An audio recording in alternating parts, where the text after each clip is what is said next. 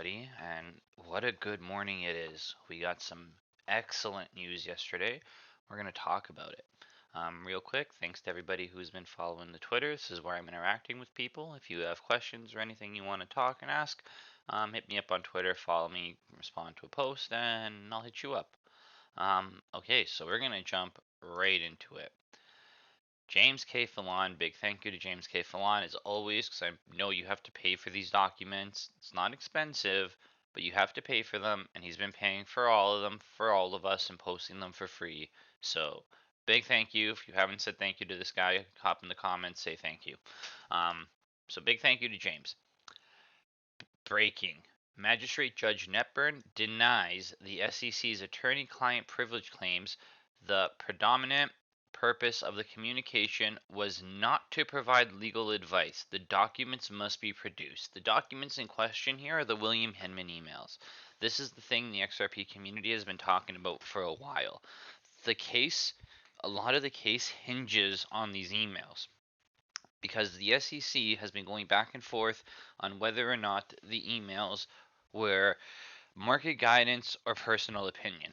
First, they were market guidance when nothing was said. Then, when things were brought into question, it was personal opinion.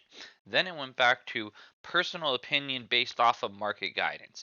Then it went back to like just straight up personal opinion. And then it was, hey, if this is personal opinion, why are you going around to the SEC collecting other people's opinions, talking to the legal team about it, talking to your ethics team about your JP Morgan meetings? Why are you doing all of that if the speech was your personal opinion? So we want to see those emails because we want to see if in those emails other members of the SEC have brought up other cryptocurrencies. Like, hey James, speech looks good. However, we also believe this would apply to the following coins as well. Or hey James, it looks like a great speech. Don't think you should make it yet, or if you do make it, don't name any coins by names. And then he goes on to name Ethereum, right? The big thing right here is everyone's trying to find out is who gave this guy permission to talk about Ethereum, name that coin specifically on stage while wearing like an SEC tag. Because in my mind, if you're the chairman of the SEC and you're standing in front of a podium and it says SEC Chair William Hinman and there's a big SEC logo behind you and you go on to speak about cryptocurrency, you are on company time, and to me, you are in uniform. You represent your company at that moment, right?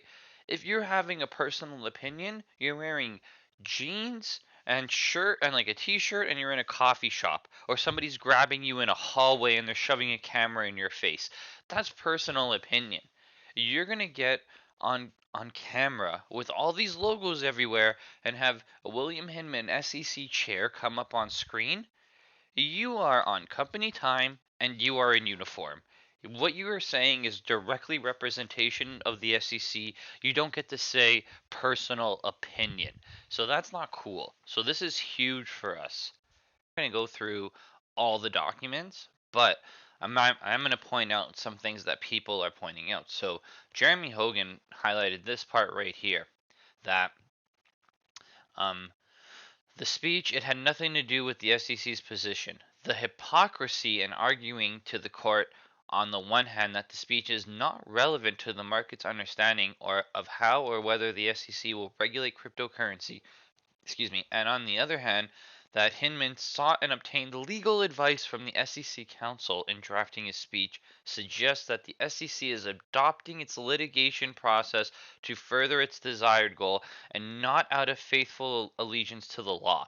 The court, however, need not resolve. So essentially, the court's saying, it's not up to us to figure out that that you weren't faithful to the law. That's not our job. Our job here is to figure out whether or not these emails are relevant, and these emails are relevant. But the fact that the courts are saying here, hey, I know this has nothing to do with my case, but that shit seems sketchy, right? It's like you're going into court for like a cocaine charge and then being like, yeah, we also saw you had an illegal gun on your wall in that picture. That's not our business. we're here to discuss this. Like, but they saw it, you know? This is how I feel that is the courts are now looking at this and they're going, this is fucked up. Excuse me. That this is fucked up. And like there's some clear even if it's not corruption, there's some clear misguidance that have gone on at the SEC around cryptocurrency. But essentially, they're saying, we need not resolve this. This isn't our issue. I think that's going to open the door for other issues, right? I think William Hinman is going to get absolutely screwed over this. But Jeremy Hogan's pointing out that she used the H word. So apparently, when the courts are calling the lawyers and saying, "Hey, you guys are hypocrites. You guys are arguing. You guys are arguing both sides of the coin here." That's not good, right? That's really not good. It's actually kind of embarrassing. The part that I highlighted was this right here. The SEC does not dispute that the speech reflected Hinman's personal views and were explicitly not agency policy. Boom. We got it in writing now from the courts. Ethereum is not safe. There is no free pass. Doesn't exist.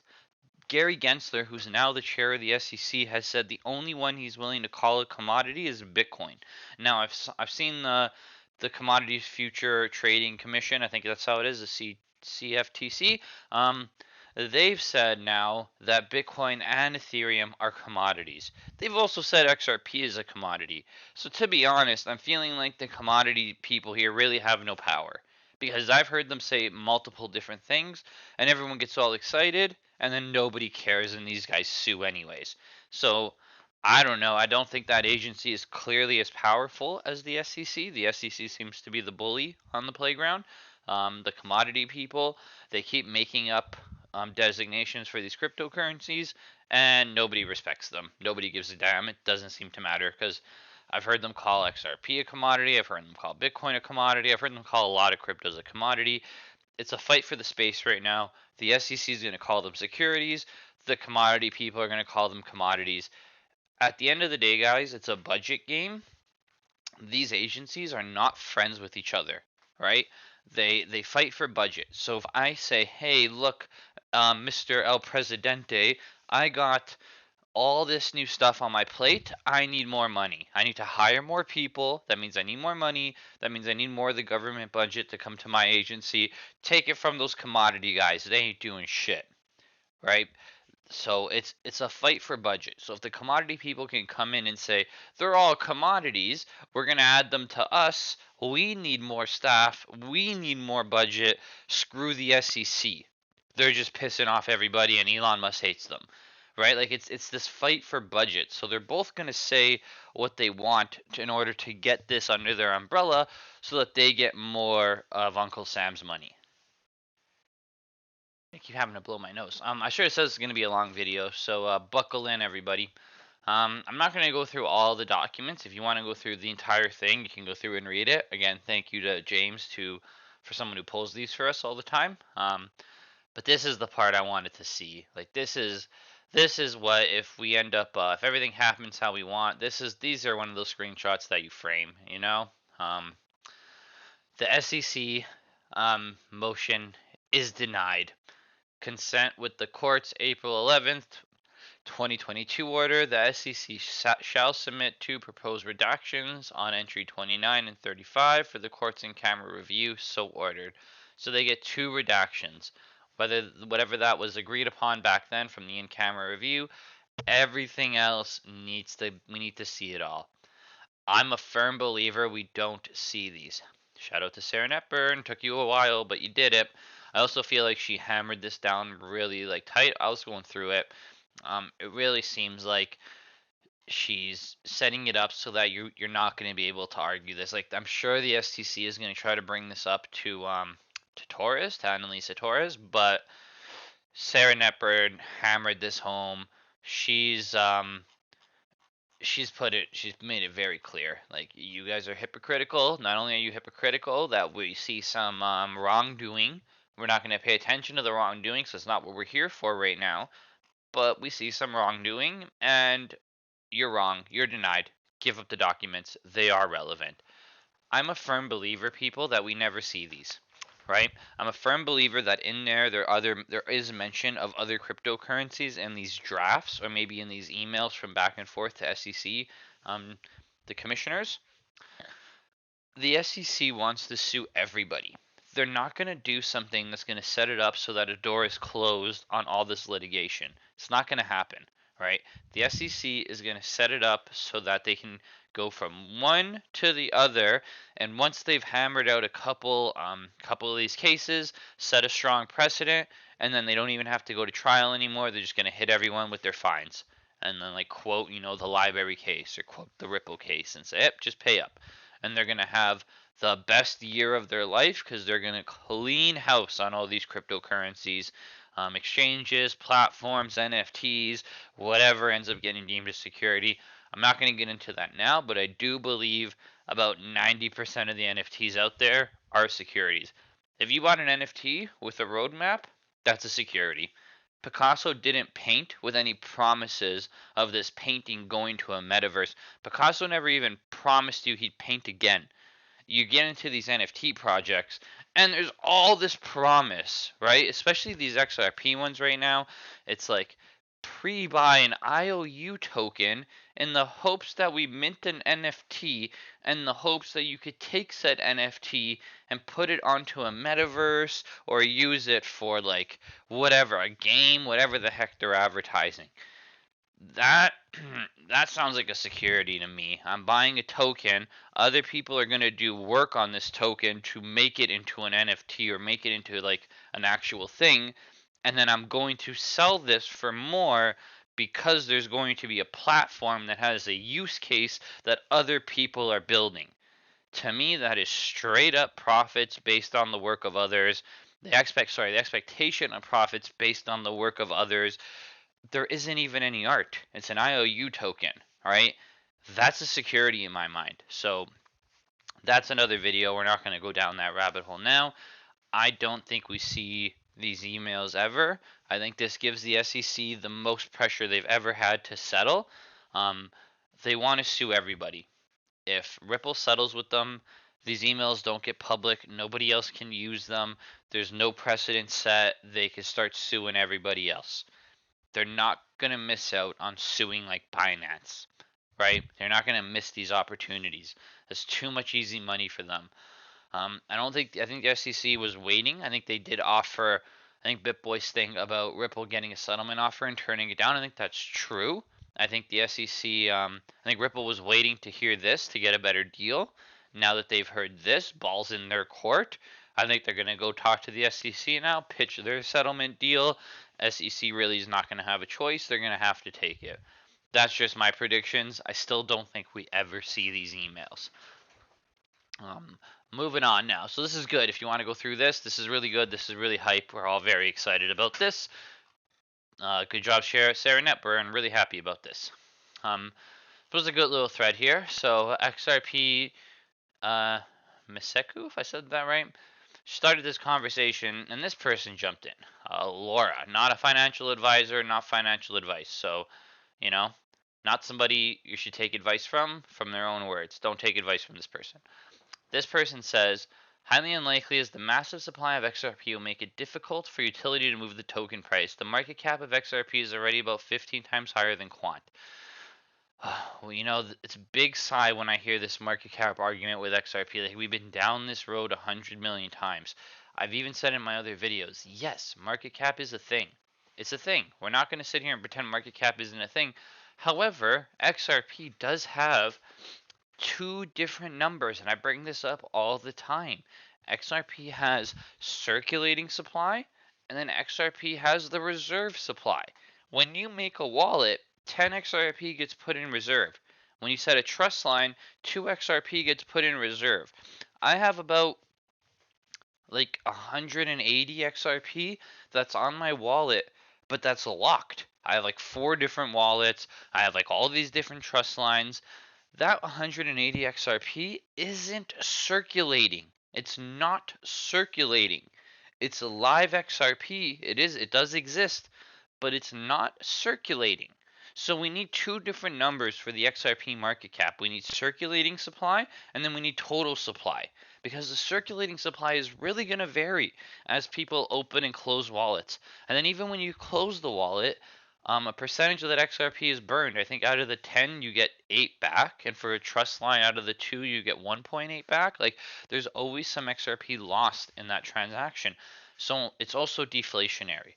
Yes, market cap is a thing. No, we're not going to shoot up to $10,000. Market cap is not going to allow that to happen. I agree with Laura there.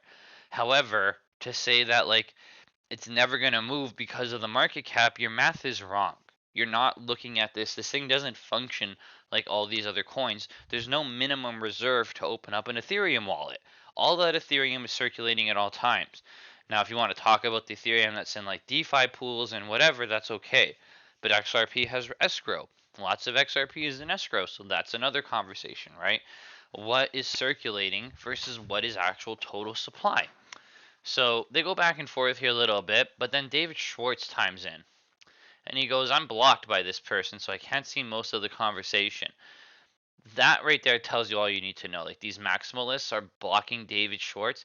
David Schwartz worked on Bitcoin. Whether you don't like the project he's a part of now, he's a pioneer in this space. Like, if you have any interest and respect for the space at all, this is somebody's opinion you'd care about. Even if you don't like him, to cut yourself off from what David Schwartz is going to have to say, and I'm not trying to put this guy on a pedestal, but in the XRP community, he is on one, and in the crypto community, he should be on one, right? He's a very skilled cryptographer. When you go back and look at his early patents, um, it's like essentially blockchain back in the day. There's lots of people I don't like. I don't like the Moon Carl. I don't like I'm not gonna start naming people, but there's a lot of people I don't like. I don't block them. I still listen to what they have to say. They've been in the space for a long time. I think Jed McCaleb's a criminal. I don't block him. I want to hear what that guy's doing. I heard the latest rumor is he's left Stellar, right? That's the latest rumor. I don't know how true that is, but I want to know. I don't block people. I don't cut myself off from conversations. I don't put myself in echo chambers. I think that's gross. And then you're going to sit here and argue about the XRP ledger, but not listen to the guy who built the fucking thing. It's just like, I'm sorry, Laura, you're dumb. I'm gonna say it straight up, Laura. Like, you're blind, you're dumb. I don't I like. It's frustrating. It's frustrating. So the only thing he says here is I think the thing that is missing in the analysis is that the more useful, fast, cheap, liquid connected a token is for payments, the more people who might need to make a payment or might want to get paid or facilitate people's payments will want to hold it. Her argument is that there's this much supply of the XRP. You can use it how many times a day because of how fast it settles. So if I have $1 of XRP, that dollar can move in 5 seconds. So in a day, I can move that dollar X amount of times, so that $1 can move an actual total amount of like whatever, how many times I can move it in 24 hours every 5 seconds. That's a good argument, right? It's a good argument. The problem to that argument is one, XRP is burnt per transaction, so that one XRP after using it all day long isn't going to be one XRP. It's going to be 0.999999999 whatever, right? It's not going to be one XRP anymore. Some of it will get burnt along the way. It's not a lot, but some of it will get burnt along the way. Yeah. Not a super convincing argument. There's a lot that's missing. It's a lot that's wrong. And like David Schwartz is saying there, people are going to want to hold it. People are going to want to hold it. They're not going to want to necessarily just keep flipping it around. It's like, hey, I'm going to need that XRP tomorrow to move it. I'm not going to send it back to the network to let somebody else use it, and then maybe I don't have it tomorrow, right? So people are going to want to hold it. It's going to get burnt as it moves around. And as more people are using it, more wallets are going to put more in holding. It's just different. Like, it handles itself differently, and that's why we love it. So moving on, I just want to point this up as well, that we got Ripple and the XRP ledger trending. I know it's trending for me, right? They're catering it. It's not popping up on like overall trending. I think to be overall trending on business, you need like I think over 36,000 retweets. I think this one's only got 5,000. LimeWire's trending. So I don't know. I don't know how that works. But here's Ripple, 9,000 retweets. and XRP 7,000 retweets, and I'm pretty sure SEC was on it. SEC 36,000 retweets. So people are paying attention. People are turning up to the court case. They're now paying attention. We didn't really get price action from that news, which again goes to show you that um, you know, Ripple stuff doesn't move the XRP price. We've seen this time and time again. Ripple news doesn't move the XRP price. I still think there's going to be a big decoupling event at some point in time, and that's still going to happen. So moving on to some other news. Ripple ties up. We covered this last week, I think, or on Monday, whenever we made a video about the cross towers to push NFTs. I didn't know it was an NFT game. That's new to me, so I just wanted to bring that up to people, just in case people missed that as well. I missed that. I thought this was going to be just an art thing that they were doing, but it looks like they're making an NFT game, so that's interesting. Good for Cross Towers. I'm pretty sure they're making it on NFT Pro. If that was that platform I showed you guys last video, if you haven't seen it, go check it out. Pretty awesome platform. Um, so yeah, really interesting. I didn't think they were making a game. I thought they're just doing like an art thing, but they're saying that NFT game. So I just wanted to cover that really quick. And then speaking of NFTs, what's the vote at? So I don't get this.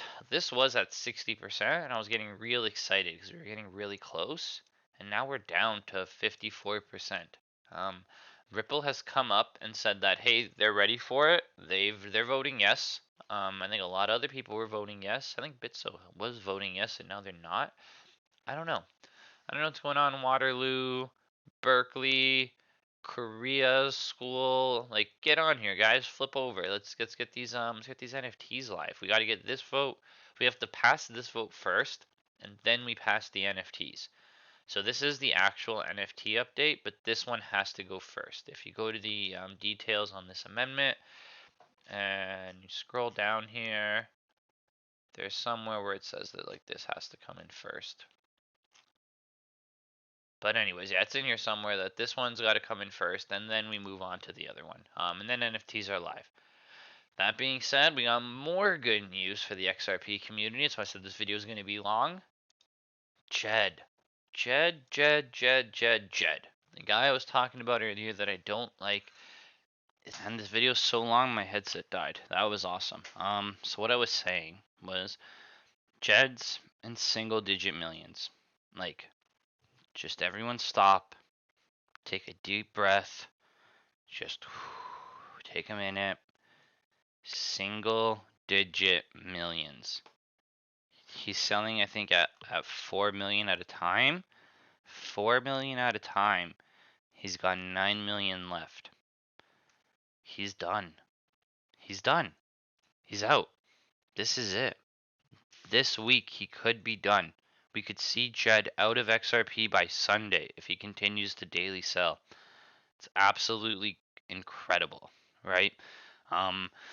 Again, this isn't going to be a big moment where we instantly jump up, but this is a constant sell pressure that we're dealing with daily that we will no longer have.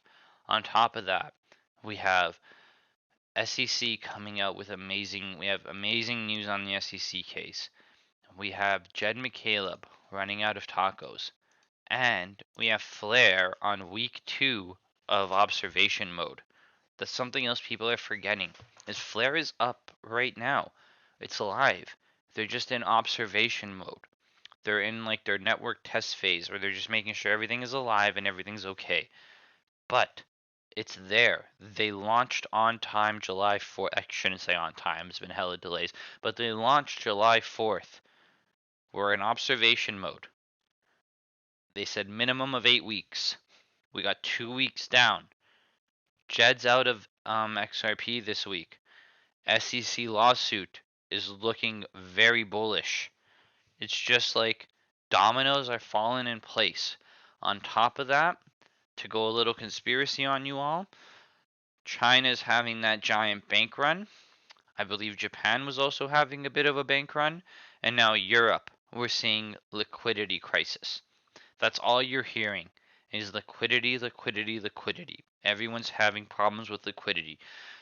Everyone's talking about recession, depression. People are holding their money tight to their chest. We talked about the stripper indicator in the past. Stripper sales are down. You can't afford like the luxury things right now. Nobody's buying boats, nobody's buying cars, nobody's buying vacation homes. People are keeping that extra cash tight to their chest. When people aren't moving that cash around, that starts the liquidity crisis. If banks don't have this money coming in and money is just going out, they stop that. They pause the money going out because they need to keep interest rates going. They need to keep earning that interest. They need that money. They can't just have everyone withdraw it all. So they pause your withdrawals. Now people start freaking out even more, right? It's just a giant snowball effect. And then here's Ripple back in like 2014, 2013 being like, we see a liquidity crisis coming. We're trying to get ahead of it. We're trying to adapt new technology to be industry level, enterprise level software so that these big companies can leverage these payment rails that we're building to provide on demand liquidity. That was the plan in 2014, and now we're seeing liquidity crisis. Now we're seeing the SEC case run into problems for the SEC. Now we're seeing Jed run out of tacos, and now Flair is coming up. It's just a lot happening very fast and truly is leading up to what seems to really be this one big flip of the switch moment. I'm gonna leave you guys there. This was a long video. There was a lot of information. Um, get a coffee, listen to it nice and slow. But it's a hype day for us in the XRP community. I know I'm sound like a big time shill, kind of big time shill. It is what it is. I know what I hold. I believe in what I got, and that's it. Thanks everybody. Thanks for watching. Have a great day. Bye.